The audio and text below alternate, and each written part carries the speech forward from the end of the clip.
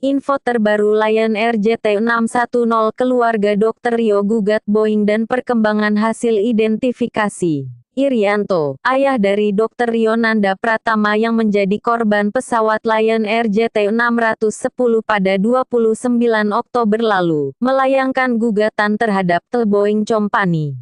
Gugatan terhadap produsen pesawat Boeing itu disampaikan firma hukum Colson Hicks Adeson dan Bartlett Chen LLC. Kami telah mengajukan gugatan terhadap The Boeing Company di Pengadilan Circuit Court of Cook County, Illinois, Amerika Serikat. Gugatan ini kami ajukan atas nama klien kami, yaitu orang tua dari almarhum Dr. Rio Nanda Pratama yang tewas ketika pesawat Boeing 737 MAX 8 jatuh ke laut, kata Curtis Miner dari Colson Hicks Adeson, seperti dilansir Kompas.com.